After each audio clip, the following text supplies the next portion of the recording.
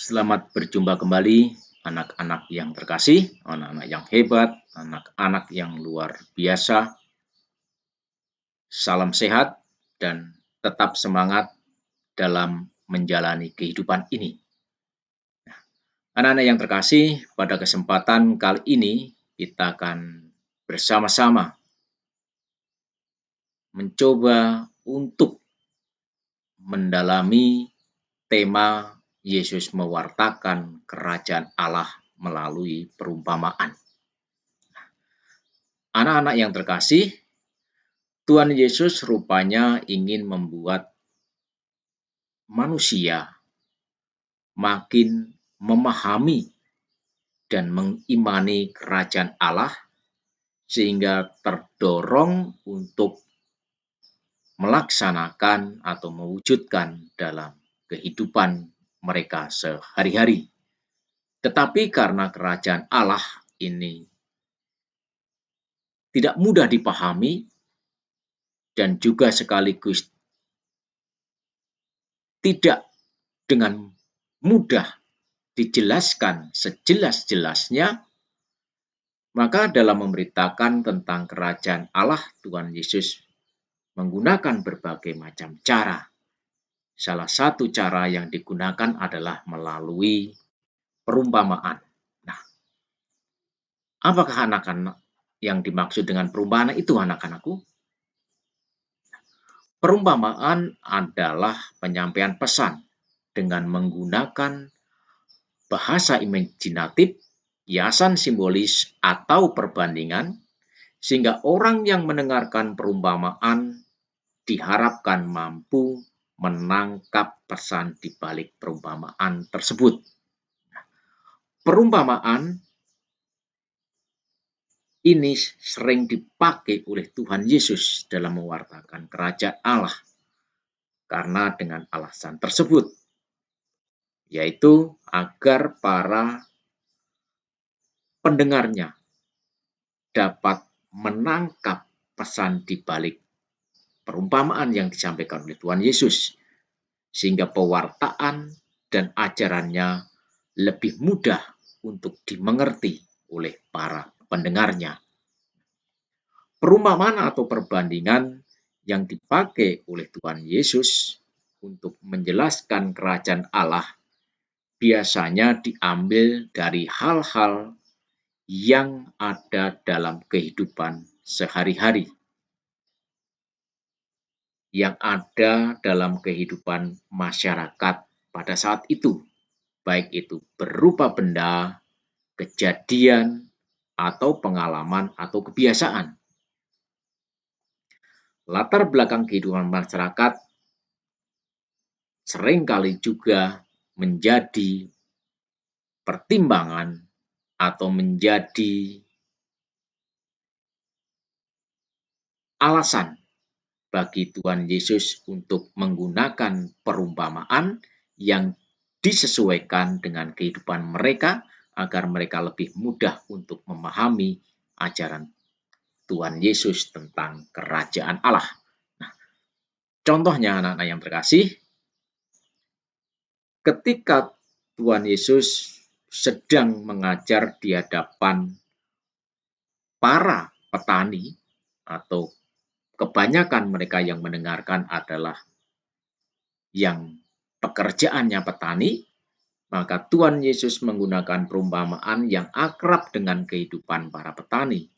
Misalnya adalah tentang biji sesawi, tentang benih yang tumbuh, tentang lalang di antara gandum, tentang seorang penabur, dan sebagainya. Sebaliknya, jika yang dihadapi adalah mereka yang kebanyakan mata pencariannya adalah sebagai nelayan, maka Tuhan Yesus akan berbicara atau menggunakan perumpamaan tentang jala atau pukat. Nah, anak-anak yang terkasih, berikut adalah beberapa contoh perumpamaan yang dipakai oleh Tuhan Yesus.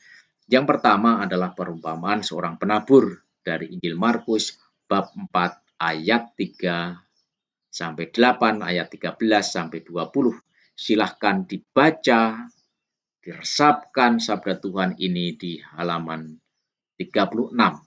Jadi dari buku cetak di halaman 36. Anak-anak yang terkasih, perumpamaan seorang penabur ini hendak menjelaskan bahwa dalam karya Yesus untuk menegakkan kerajaan Allah, betapapun ada kegagalan, karyanya akan menghasilkan buah panen yang berlimpah melebihi apa yang diperkirakan oleh manusia. Maka Tuhan Yesus berharap kepada para pengikutnya tidak perlu berkecil hati, tidak perlu putus asa apabila mengalami berbagai macam rintangan dan kegagalan. Yang kedua, perumpamaan tentang benih yang tumbuh dari Injil Markus bab 4 ayat 26 sampai 29. Ada di buku cetak halaman 37. Anak yang terkasih, perumpamaan tentang benih yang tumbuh ini mau menegaskan bahwa kerajaan Allah itu seumpama benih yang sudah ditaburkan, lalu ia akan tumbuh sendiri. Bahkan petani yang menanam, petani yang menaburkan pun sering tidak mengetahui kapan benih itu akan bertunas, berbunga, dan menghasilkan buah. Demikian pula tumbuhnya kerajaan Allah sering tidak bisa diamati pasti, tergantung sepenuhnya kepada Allah, bukan usaha manusia. Bahkan manusia tidak bisa memaksa supaya cepat atau memperlambat pertumbuhannya. Pada saatnya yang tepat, Allah sendiri yang akan menegakkan kerajaan Allah itu. Perumpamaan berikutnya adalah perumpamaan tentang lalang di antara gandum. Matius 14 ayat 24 sampai 30, halaman 37.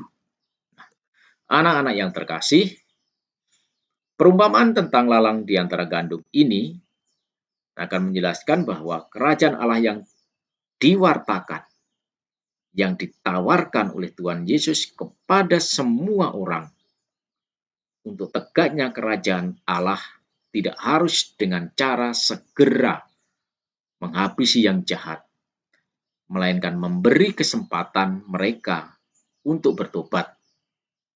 Memberi kesempatan kepada yang salah untuk bertobat, tidak segera membinasakan yang salah.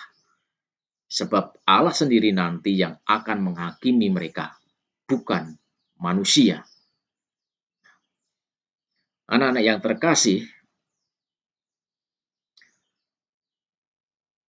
Allah mencintai dan menghendaki semua manusia yang baik dan yang jahat. Maka tegaknya kerajaan Allah justru terjadi bila yang baik dan yang jahat bisa hidup bersama, hidup berdampingan, seperti halnya lalang di antara gandum, seperti halnya lalang dan gandum tadi. Tetapi dengan penuh kesabaran serta kasih mendorong yang jahat untuk menjadi lebih baik. Yang kelima, perumpamaan tentang pukat. Injil Matius bab 13 ayat 47 sampai 50, halaman 38. Kerajaan Allah ini bagaikan pukat. Kerajaan Allah itu bagaikan pukat yang ketika ditebarkan akan mendapatkan bermacam-macam ikan. Ada yang besar, ada yang kecil, ada yang beracun, ada yang tidak. Demikian pula dalam kerajaan Allah dikembangkan sikap tidak mudah menghakimi, merasa diri yang paling baik, merasa diri yang paling layak sebagai warga kerajaan Allah. Sementara yang lain dengan segala kejahatannya dianggap tidak layak masuk kerajaan Allah. Biarlah Allah sendiri nanti yang akan memilah-milah, yang memisahkan antara yang baik dan yang tidak baik. Perumpamaan yang kelima tentang harta terpendam dan mutiara berharga. Anak-anak yang terkasih, demi kerajaan Allah, manusia harus memandang Allah sebagai harta yang paling berharga. Untuk itu ia harus berani meninggalkan segala miliknya yang dianggap paling berharga dalam hidupnya. Nah, anak-anak yang terkasih, hidup dalam kerajaan Allah adalah hidup yang penuh dengan sukacita. Sekalipun untuk mencapainya, seseorang harus berani berkorban, meninggalkan segala-galanya. Anak-anak yang terkasih, dalam beberapa kesempatan setelah Tuhan Yesus mengajar dengan menggunakan perumpamaan, Tuhan Yesus sering mengatakan, "Siapa bertelinga hendaklah ia mendengar." Orang yang mendengarkan perumpamaan diharapkan menafsirkan, menanggapi, dan mengambil sikap sendiri. Anak-anak yang terkasih, hari ini kita telah bersama-sama belajar tentang usaha Tuhan Yesus dalam mewartakan kerajaan Allah dengan menggunakan perumpamaan.